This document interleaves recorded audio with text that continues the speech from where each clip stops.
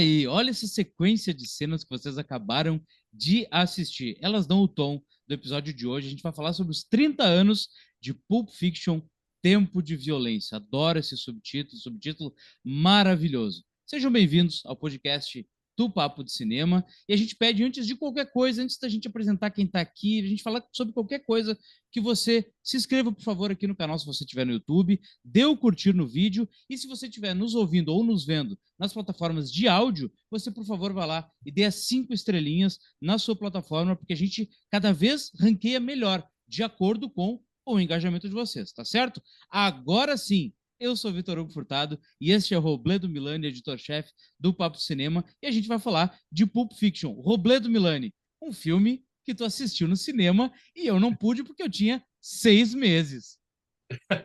E aí, pessoal, bom estar com vocês aqui de novo no podcast Papo de Cinema.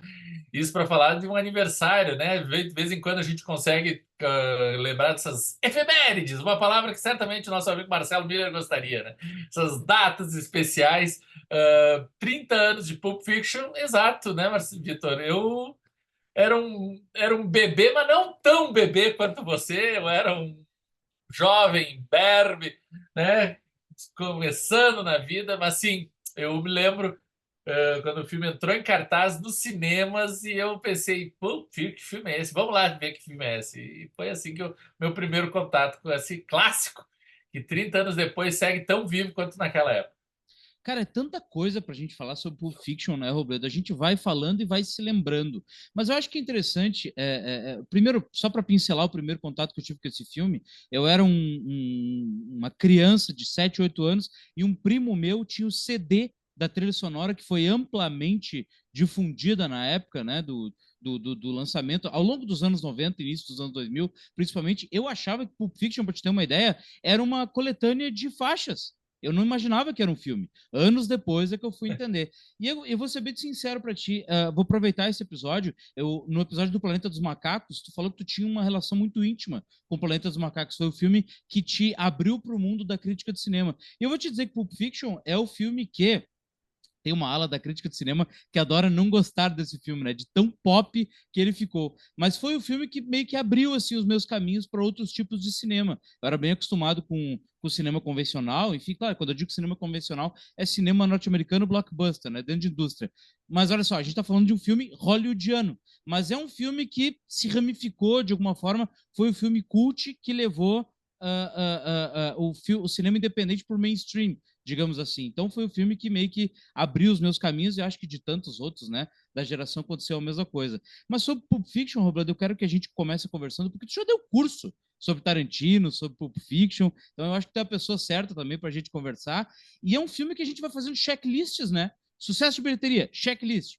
Vencedor do Oscar, cheque.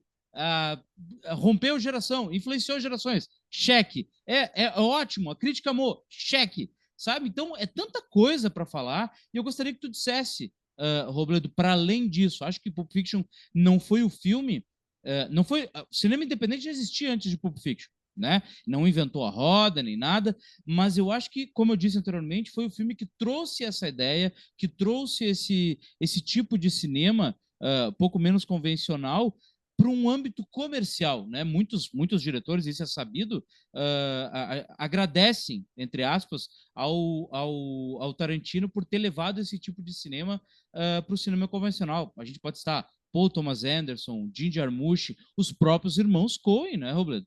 Muito do cinema deles aconteceu depois de Pulp Fiction. Como eu disse, o cinema independente já existia, mas a partir de Pulp Fiction, a indústria em si começou a entender que, cara, vamos investir um pouquinho mais nesses filmes despirocados, que eu acho que a galera paga ingresso para ver, né? A gente está falando agora sobre os 30 anos de Pulp Fiction, principalmente agora no final do primeiro semestre do ano, porque 30 anos atrás, em 1994, foi a estreia mundial do filme, a primeira sessão do filme no Festival de Cannes, né? De onde Pulp Fiction saiu com a Palma de Ouro de melhor filme. E se a gente parar para pensar, isso foi em 1994, 5 anos antes, em 1989, a Palma de Ouro do Festival de Cannes foi Sexo, Mentiras e Videotape, né? Um filme do Steven Soderbergh, que também é o ápice do cinema independente norte-americano. Então, assim, realmente mostra que Pulp Fiction não estava abrindo portas, mas estava, de repente, consolidando essas portas, eu acho que a gente pode dizer, né? Era um filme que ele chegou com uma força tão grande, porque Sexo, Mentiras e Videotape é um filme muito legal, é um filme que eu gostei muito, é um filme que realmente tem relevância, que foi indicado a prêmios, etc. Eu acho que, se não me engano, foi indicado ao Oscar também, etc. Mas é um filme que virou meio que um filme de nicho, as pessoas têm que catar, têm que procurar, etc. Pulp Fiction, eu fiz questão de rever agora, eu revi na Netflix, sabe? O filme está nas plataformas, 30 anos, está vivo como tão vivo como se estivesse como estava naquela época, na boca das pessoas. Acho que foi o primeiro, se eu não me engano, foi o primeiro filme nessa característica, longe dos grandes estúdios, né? Era uma, por mais que seja uma subsidiária da Disney na época, Miramax, era um filme que eles tiveram total liberdade de criativa, né? Sem interferência dos diretores e tal. Foi o primeiro filme feito nesse modelo de negócio, com um orçamento mais limitado e tal, mas muita criatividade em cima, a ultrapassar a marca dos 100 milhões de dólares nas bilheterias. Não sei se tu lembra, mas o Pulp Fiction, quando estreou no mesmo dia que um filme que tinha muita expectativa, estrelado por dois mega astros da época, que era Sylvester Stallone e Sharon Stone, o Especialista. Daí todo mundo dizia, nossa, o Especialista vai massacrar o Pulp Fiction, não vai sobrar para nada. Naquele mesmo final de semana, o Pulp Fiction já estava na frente do Especialista, mesmo tendo estreado na metade das salas que o Especialista estava em cartaz. Você mostra que realmente as pessoas estavam com ânsia, elas queriam ver esse cinema novo que estivesse sendo feito. Eu acho importante a gente estar falando sobre isso, porque quem está nos ouvindo talvez não perceba, principalmente por causa da Cuts maravilhosa, mas eu e o Vitor, a gente tem quase 20 anos de diferença. Então, assim, por mais que a gente troque ideias constantemente, tem muito aqui que a gente está sempre ouvindo e aprendendo com o outro, nós somos de gerações diferentes, a gente tem referências diferentes. E para mim, por exemplo, quando eu cheguei, eu tinha 16, 17 anos, quando eu fui assistir Pulp Fiction no cinema. Para mim foi muito à frente do tempo, sabe? Era um filme que eu não estava preparado para ver, sabe? Eu me lembro de sair da sala de cinema sem ter entendido direito o que estava acontecendo, que é isso? O filme termina do jeito que estava começando e que aquela história lá e o outro lá tirou o relógio do né? E o que eu estava fazendo? Cara, eu não estava entendendo nada que estava acontecendo ali naquele filme e o garoto ainda formando as referências, né? Buscando ainda onde eu vou, onde isso E se encaixa. justamente recebendo uma chuva de referências. Exatamente, exatamente. Então eu me lembro que eu custei para entender esse filme, para entender o que o filme tinha para dizer e reconhecer e valorizar todo esse potencial que tinha por trás desse conjunto. Então não foi um filme que eu amei de imediato, certamente, mas é um filme que cada vez que eu revejo, e é um filme que te estimula a revisitá-lo de tempos em tempos, ele me soa cada vez mais novo e cada vez mais completo. Eu revi ontem, nós estamos gravando aqui numa terça-feira, na segunda-feira à noite, eu revi o filme e parecia que eu estava vendo pela primeira vez, de tão empolgado, tão entusiasmado. Sabe, quando tu tá vendo o filme em casa, às vezes dá para ir no banheiro e deixa o filme rodando aí, ainda mais que tu já viu o filme antes, né? Esse não conseguia parar, eu tinha que ficar antenado, não, vou ter que dar uma saidinha ali, vai lá na cozinha pegar uma pipoca, alguma coisa, dá um pause, vai lá, busca, depois volta, porque eu queria não perder nenhum momento, porque o filme continua muito vivo.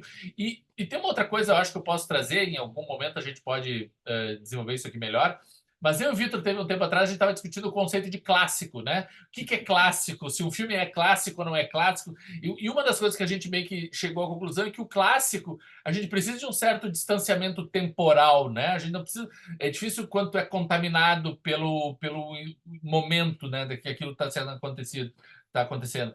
Só que há projetos que a gente percebe, se não clássicos, por estarem vivendo junto conosco, então a gente não tem esse distanciamento, mas ao menos a gente percebe potencial para tanto, né? E eu acho que o Pulp Fiction é um filme isso. É um filme que tem potencial para daqui a alguns anos, décadas, sei lá, ser visto como um clássico definitivo da história do cinema.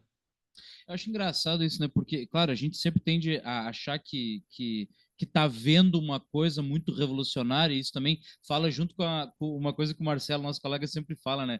A minha geração, principalmente, também não sei se a geração de vocês não fazia isso e eu não estava lá para saber, mas é uma coisa que acontece muito, o Marcelo sempre diz, a geração de vocês parece que toda semana tem que ver um filme que quebra os paradigmas. Assistiu Barbie, nossa, existe o antes e o depois da Barbie. Aí assistiu o Ultimato. Nossa, existe o antes ou depois de Ultimato. E às vezes as coisas não são assim, né? Mas eu acho que. É. Mas Pulp Fiction, principalmente pra galera dos anos 90, é engraçado, não, é estranho não fazer esse link, né? De antes e depois. Porque não. O Tarantino não inventou as referências à cultura pop em cinema, ele não inventou filmes fora da ordem cronológica na sua narrativa, ele não inventou várias coisas. Só que eu acho que é tanta coisa junto que é difícil não colocar esse filme no panteão do antes ou depois. E é dentro disso, Roberto, que tem aquela conversa de bar gostosa que Pulp Fiction traz, que é sobre pós-modernismo, né? Pós-modernismo, É. eu sou uma cadelinha do pós-modernismo, como se fala na internet, porque é muito massa isso, né, cara? É tu assistir algo lembrando de outra coisa. Quando tu vê Pulp Uhum. Fiction, tu olha o John Travolta para lembrar dele em Bala do Sábado à Noite. Tu assiste o Christopher Walker falando ali que foda-se, você tá falando de relógio, você não tá falando. Tu quer lembrar dele em O Franco Atirador. O Tarantino faz isso, ele te mostra coisas para lembrar outras. Isso é tu mergulhar em pós-modernismo, sabe? Até atualmente a gente está vivendo para além do pós-modernismo, que é o Claro. metamodernismo, digamos isso, né? Que é, por exemplo, todo lugar ao mesmo tempo. Tu não só tá fazendo referência a coisas antigas, tu tá fazendo a referência e quebrando ela ao mesmo tempo, né? Tu tá fazendo, tá É. caminhando e destruindo ela ao mesmo tempo. Eu acho muito legal assistir um filme para lembrar de outra coisa. E Pulp Fiction ainda é, para mim, o maior de todos esses. Tem até o filme da Marvel, Guerra Civil, acho que é o maior desses, né? Que todas as cenas têm referência a qualquer outra coisa que a Disney já fez. Né? Recentemente estava começando aquele grande momento de mostrar ó, a Marvel agora é da Disney. Então eu acho que Pulp Fiction Sim. meio que começou isso. Acho que dá para cravar isso, né, Roberto? Eu acho que sim, eu acho que faz pleno sentido isso que tu falou, e principalmente dentro da carreira desses talentos envolvidos, né? Porque a gente tem que lembrar isso, que eram tudo nomes muito fortes dentro daquele momento, né? Eu acho que o Tarantino, por mais que já tenha feito grandes filmes depois do Pulp Fiction, ele sempre vai ser lembrado como o diretor do Pulp Fiction, sabe? Quando ele morrer, as pessoas vão dizer Quentin Tarantino, diretor de Pulp Fiction, morre, sabe? Porque esse é o filme referencial da carreira dele. Eu posso dizer que o Quentin Tarantino é um dos últimos grandes autores de cinema, né? A gente tem grandes profissionais de cinema, Christopher Nolan, que ganhou o Oscar esse ano, sabe? David Fincher, Paul Thomas Anderson, são grandes profissionais, são caras incríveis, sabe? São grandes realizadores que estimulam a gente a voltar aos cinemas e conhecer suas histórias, o que eles têm para dizer. Mas autor, aquele que realmente tem uma assinatura que é facilmente identificável e que tu vê que cada uma das suas obras estão inseridas dentro de um mesmo universo. São poucos como o Tarantino, sabe? Eu penso, sei lá, Almodóvar, talvez seja, sabe, algo assim, e que é contemporâneo aí, porque são muito raro ver nomes assim profissionais desse nível que conseguem fazer uma coisa tão pessoal e ao mesmo tempo tão estimulante a cada nova investida. Eu acho que Cães de Aluguel, vamos contextualizar um pouco, né? Cães de Aluguel, que é o primeiro filme assinado pelo Quentin Tarantino, é um belíssimo rascunho, é um belíssimo exercício que ele faz para. Ó, isso aqui é o que eu tenho. Tá vendo? Isso aqui é uma ideia, eu estou mostrando a ponta do iceberg. É a partir daqui que eu vou sair. E quando ele faz o Cães de Aluguel e já deixa todo mundo meio louco, que, ó, porra, ó, para onde que ele vai a partir disso? O que ele faz? Ele faz Pulp Fiction. Pulp Fiction é o segundo longa que ele assina. E eu acho que tudo que vem depois de Pulp Fiction, de uma forma ou de outra, já estava ali no Pulp Fiction, sabe? Parte dali. As sementes estavam aqui. Agora os galhos vão começar a se espraiar para um lado para o outro. Sabe? Bastardos Inglórios, Kill Bill, uh, Django Livre, Hollywood, Oito Odiados, tudo começa a partir do Pulp Fiction. Ali que está a semente de todo o universo tarantinesco. E por isso que esse filme é tão estimulante. Porque cada vez que tu revê, tu vai percebendo outras coisas, tu vai percebendo isso que tu está falando das referências, são links, né? São conexões que a gente vai estabelecendo, não só dentro do universo dele, mas também com as nossas próprias referências. E isso é muito legal quando o cinema, o filme, a obra, te convida a criar junto. Porque o meu Pulp Fiction é diferente do teu Pulp Fiction. sabe? E é diferente do Pulp Fiction de quem está nos ouvindo agora, está nos assistindo. Sabe? Cada um vai ter o seu Pulp Fiction, vai ser a sua forma. E isso é genialidade, isso é cinema. Até para quem está nos acompanhando aqui, né? E principalmente para quem está nos vendo, mas referências não nos faltam! Eu tenho aqui ó, várias referências do Tarantino que eu estudo também, mas eu vou falar de um específico, gente, aqui, ó. Quem gosta de Pulp Fiction e precisa estudar, tem esse livro aqui, o Pulp Fiction, The Complete Story of Quentin Tarantino's Masterpiece. Um livro do Jason Bailey. Esse livro, quem tiver acesso, é um livro inteiro sobre Pulp Fiction, como esse filme foi feito, e é muito que eu aprendi aqui nesse livro que a gente vai falar no próximo bloco. Agora, a gente vai fazer uma breve pausa, você fica aí com um recadinho muito importante do nosso colega Marcelo Miller e a gente já está de volta.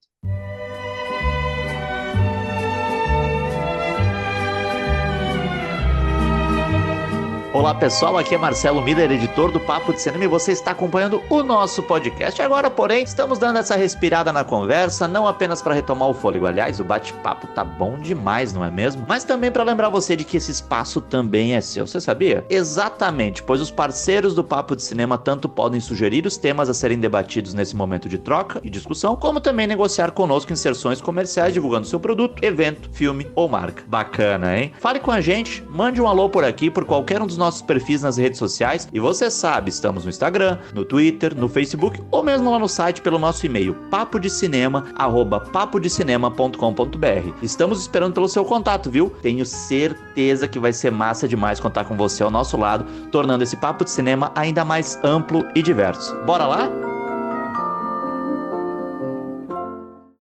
Voltamos e de pronto eu já quero falar sobre um assunto, Robledo, que é sempre muito divertido. As pessoas às vezes perguntam, né? Sugestão. Eu quero assistir um filme mais cabeça, eu quero sair um pouco do cinema convencional. Pulp Fiction é sempre uma boa dica, né?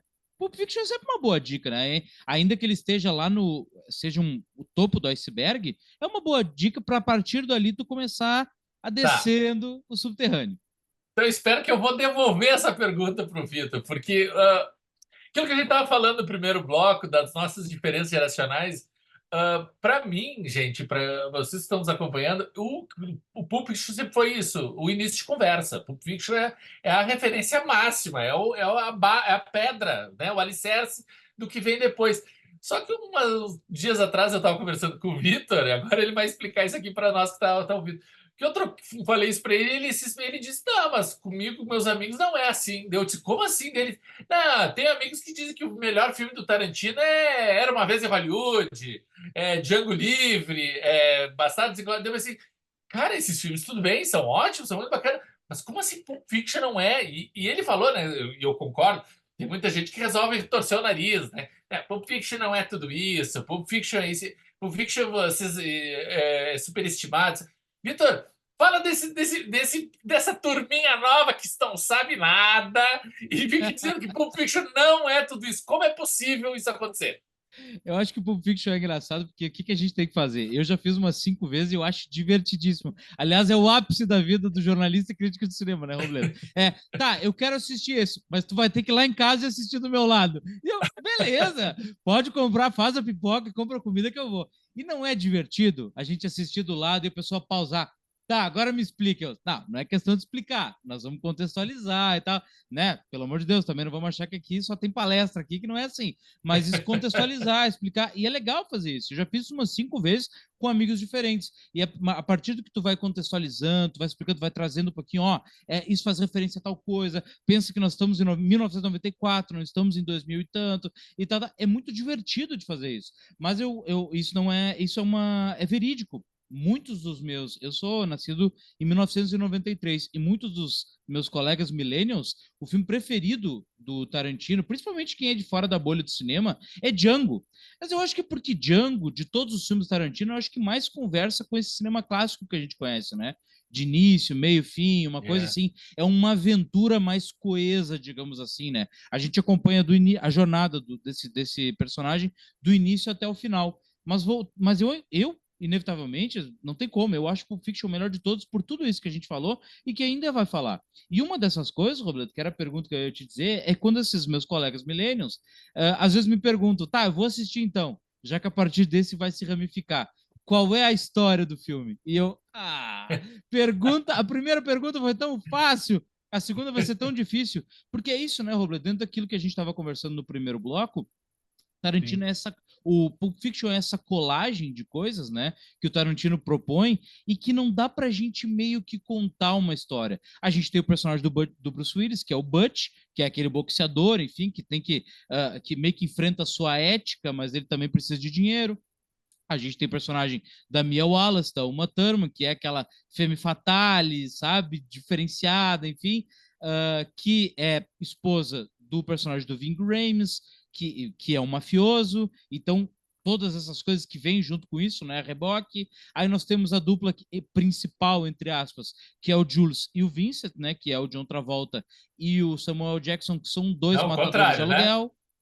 Contrário, o É, Jules é o Samuel Jackson e o isso, Vincent isso. é o John Travolta. É, eu não falei em sequência. Que são esses matadores de aluguel, que muitos acham que são os personagens principais, mas na verdade é isso. É uma história em que cada um deles conta a sua, sob sua perspectiva. Então não é uma história. Para começo de conversa, não tem início nem meio e fim. Não dá pra gente contar uma história, porque cada uma delas é uma história, digamos assim, né? No meu livrinho aqui, Pulp Fiction. E aqui, ó, temos aqui uma ordem cronológica dos eventos de Pulp Fiction. Tem um mapa de como se guiar para tudo que está acontecendo aqui. Que como é que eu digo? O Jason Bailey, no livro Pulp Fiction, botou em ordem. Mas sim, realmente, o filme ele é muito circular. E isso eu acho que é interessante. E realmente, o filme, né, concorreu a 7 Oscars, ganhou apenas um, que é justamente o de roteiro original, e eu acho que era o mais inevitável, né? Só que assim, são histórias, e eu acho que o grande elo de ligação entre todas as histórias é esse personagem que tu falaste do Van Rhames, né? O Marcellus, né? Wallace. O Wallace, exatamente. Porque tudo gira em torno dele, esse boxeador, esses mafiosos, né? Essa noiva, tudo é em torno dele. Ele não é o protagonista de nenhuma das histórias, mas tudo está acontecendo por causa dele e das coisas que ele emula. Talvez o mais distante dele seja esse casal, né? De maluquetes da lanchonete, né? O Tim Roth e a Amanda Plummer, que resolve assaltar uma lanchonete, que é o casal que abre e encerra o filme. Talvez, né? Tanto essa estrutura circular é interessante porque o filme dá toda uma volta e acaba retornando ao seu ponto de partida. E a ligação deles com o Marcellus Wallace seria através do personagem do Samuel Jackson, que por acaso os caras resolvem assaltar um restaurante que tá o Jules e o Vincent estão lá, né, depois de terem feito tudo que eles fizerem, só vendo o filme para ver, para saber. Mas eu acho que, ainda que tenha esse personagem como elo de ligação, obviamente ele não é o personagem mais importante, né? A gente tem a performance do John Travolta e do Samuel Jackson, que é hipnotizante. A gente tem a Uma Thurman, que tem uma performance também que acabou sendo o rosto do filme, né? O pôster do filme é ela, né? Aquela cara, tudo. Mas eu vou te dizer, A maior, parêntese, a maior tensão sexual da história do cinema que não aconteceu. Que essa é a maior tristeza, né? Porque o John Travolta, só para dar uma contextualizada, acho que todo mundo que está aqui já assistiu o filme, mas é aquela coisa, John Travolta ele é encarregado de levar a Mia para sair à noite para jantar, amando do marido, né, do mafioso marido dela, Marcelo Wallace, que é o Ving Rhames. Ou seja, é para levar para jantar, tá? Não é para beijar na boca, é não é porque para ter ele tá relações ocupado, sexuais. né? É, Ele tá viajando, alguma coisa assim, e ele é, pede para esse capanga dele, dizer, entretenha minha mulher essa noite. Só que no começo da história eles já estão falando de um outro cara que supostamente teria feito só uma massagem no pé dela e que é. foi jogado pela janela do quarto É. andar do E daí aquela prédio. coisa, só que o John Travolta e a Uma Thurman conseguem desenvolver essa tensão sexual de olhar, que é incrível, cara. Olha que ela tá na lanchonete lá tomando sorvete e ele olhando para ela, cara, não acontece nada, mas parece que os dois estão pelados numa cama. É incrível. Mas eu acho curioso, porque assim, tu vê, as pessoas falam do John Travolta, do Samuel Jackson, da Uma Thurman, né? E acaba sendo esses os rostos do filme, e foram os indicados, e são os premiados, e são os que maior destaque e tal. Eu, sinceramente, a história que mais me toca no filme é a do Butch. É a história do Bruce Willis. É a história que eu mais gosto, é a história que eu mais torço, é a história que tem as reviravoltas mais inesperadas. É, tipo assim, caceta, que isso está acontecendo. A gente fica assim, enlouquecido. E agora vamos fazer uma comparação. Por mais que o John Travolta seja a gente pode dizer, o protagonista do filme. Ele foi indicado ao Oscar de melhor ator, né, como protagonista, enquanto o resto tudo é coadjuvante. O Bruce Willis não é menos protagonista que ele, né? O Bruce Willis é total protagonista daquele trecho. E agora vamos ver a função desses dois personagens dentro da trama. O John Travolta, o Vincent Vega, é um imbecil. Tudo que tá de errado no filme acontece por causa dele, tu te deu Por conta? causa dele, claro. É ele que estoura os miolos do cara por engano, é ele que faz eles terem que invadir a casa do cara lá e ter que limpar todo o carro que tem sangue explodido por tudo que é lado. É ele que, spoiler, né? Vocês sabem, esse bloco é bloco dos spoilers. Ele que vai morrer da privada com as calças arriadas quase, porque não sabe nem fazer uma tocaia direito. Ele que tem a esposa do patrão sofrendo uma overdose maluca lá e tendo que sofrer uma dose de adrenalina direto no peito, no coração, porque ele não soube cuidar dela. O cara é um imbecil, é um incompetente. Já o Butch é o oposto disso. Ele é um foda, é o cara que sabe, que tem um plano, que enrola o chefão e consegue se livrar com um obrigado do chefão dizendo: tá, beleza, fica só entre nós, segue a tua vida. E, cara, é o que faz tudo dar certo. É o que ganha a luta, pega o dinheiro, pega a mocinha e ainda Zed's dead, baby. Zed's dead. Cara, como é que tu não vai gostar disso? Olha, eu quero justiça pro Butch. Justiça pro Butch. E dentro disso é engraçado também uma dessas coisas, tantas genialidades que tem nesse filme, que é a personagem que namora o Butch, né? Que namora o personagem do Bruce Willis, que é interpretada, não me lembro o nome do personagem, pela Maria de Medeiros. A Maria de Medeiros que tinha feito muitos filmes. A Maria de Medeiros eu acho que ela é nascida em Portugal ou França? Portugal, mas é difícil de saber porque a Maria de Medeiros é meio que essas cidadãs do mundo. Ela ela é poliglota, ela fala português, francês, inglês, alemão. A Maria de Medeiros já atuou em vários países. E ela estreia em Hollywood por causa do Tarantino, que a convida. Ou seja, ele já tinha assistido ela fazendo filmes na Europa. E isso se provou em vários outros filmes. Bastardos e Glórias é um. Bastardos e Glórias é um filme que o Tarantino pega praticamente toda a galera que ele acostumou a ver no início dos anos 2000. O Daniel Bru, a Diane Krieger, o Christopher Waltz, são galeras que eram totalmente conhecidas dentro da indústria global. Michael Fassbender. Fassbender, é uma galera que era desconhecida globalmente, que a partir do Tarantino ele lança para o mundo, porque ele acaba trazendo para Hollywood, que enfim é a vitrine mais conhecida. E a Maria de Medeiros é talvez a primeira de todas essas, né, Roberto? Tu sabe que eu entrevistei a Maria de Medeiros já em 2 ocasiões, uma vez ao vivo e outra vez por Zoom aqui, pelo computador. E eu me lembro que quando eu fui falar com ela por outros filmes, né? Tem outros filmes que ela lançou e tal. O último dele foi um filme que ela dirigiu, ela nem aparece. É um filme feito no Brasil, aliás, chamado Os Nossos Filhos, um longa com a Maria de Severo e tal. E ela é a diretora do filme. Eu me lembro que quando eu fui entrevistar com ela, me comentaram, assessores, só não menciona Pulp Fiction. De tanto que a mulher já ouviu falar de Pulp Fiction. Mas eu me lembro que na ocasião anterior, que foi um momento em que eu encontrei com ela e a gente sentou junto, foi, se eu não me engano, quando ela estava lançando um documentário que ela dirigiu também, que passou eu não lembro se foi na Mostra de São Paulo ou se foi no Festival de Gramado. Num desses eventos, eu tive a oportunidade de sentar com a Maria de Medeiros, trocar uma ideia, e nessa ocasião eu mencionei o Pulp Fiction. E ela é aquela coisa, como tu mencionaste, né? Uma cidadã do mundo. Ela foi super de boa, ela disse, foi uma experiência maravilhosa. Bruce Willis era um gentleman, foi super dividido, porque basicamente ela só aparece do lado dele, né? Nas cenas dela são todas com ele e tal. E o Tarantino explodia de energia.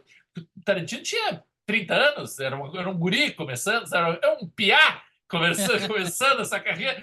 Então, assim, ela sempre se referiu com muito carinho ao filme. Isso foi muito bom. E antes do Pulp Fiction, ela tinha feito um filme chamado Henry June, né, um filme europeu, sobre, né, o romance da Nain e a Jude, que seria essa personagem dela. Elas têm uma história de amor, na verdade, dela com a Uma Thurman. São as 2 principais atrizes do filme. Então talvez aí possa vir a Uma Thurman ter indicado pro Tarantino, tem uma atriz aí europeia, talvez seja dê um toque de exotismo aí pro filme. E ela faz uma personagem muito exótica, né? Com aquele cabelinho de Louise Brooks, né?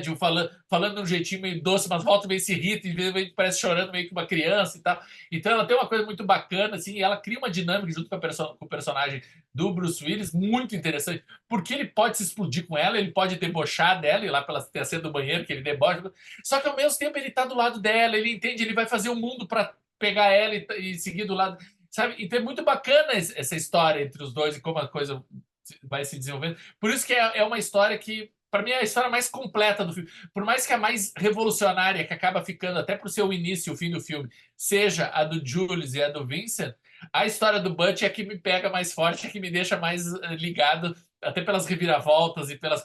Cara, e ele entrando em casa porque ele precisa buscar o relógio que o pai salvou da guerra do Vietnã. Cara, é muito louco aquilo, é muito bom, é muito bom.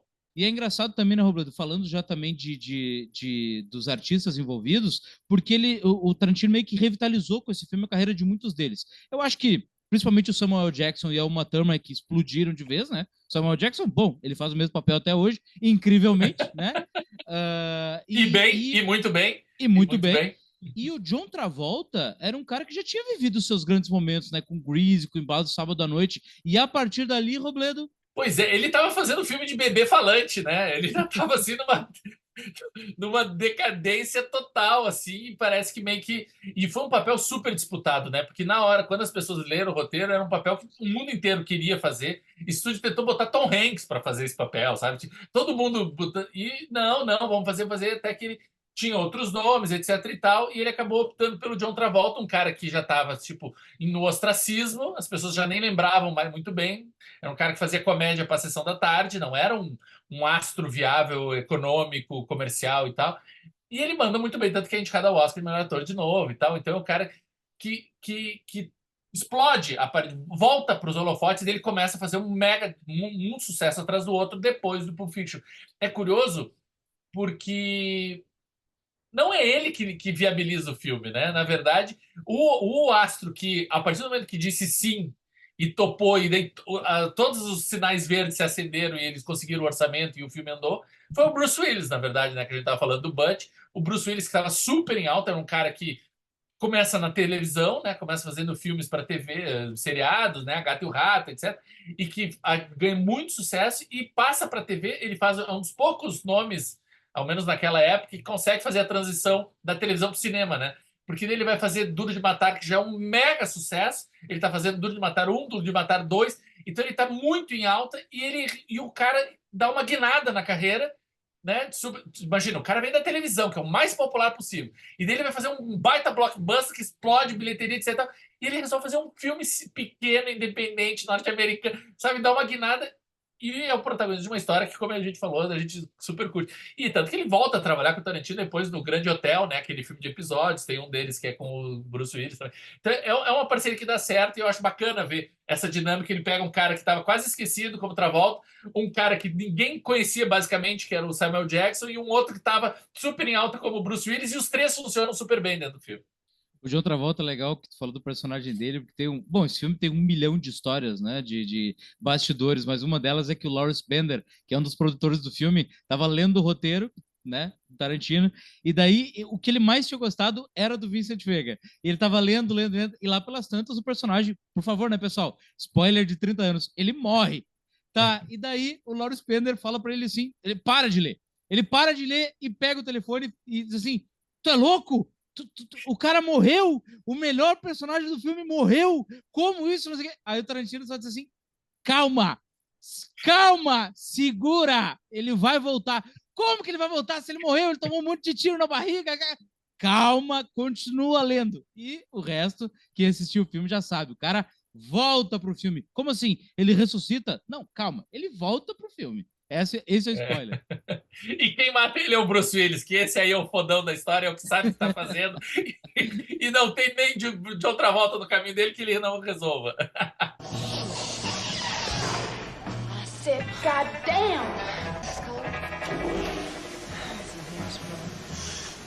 Bom, você aí que não assistiu ainda Pulp Fiction, por favor, né? O que você está fazendo da sua vida? E o que você está fazendo da sua vida que ainda não curtiu aqui, se estiver no YouTube, se inscreveu no canal, deixou seu comentário. Deixa ali bastante hate pra gente, que a gente gosta, tá? Xinga o Robledo, xinga o Marcelo. Marcelo pode xingar à vontade. Me xinga também, não tem problema. E se você estiver na plataforma de áudio, por favor, né? 5 estrelinhas ali pra gente ranquear cada vez melhor. Valeu, Robledo! Então tá, 30 anos de Pulp Fiction e muito bom cinema por aí. Um abraço, pessoal.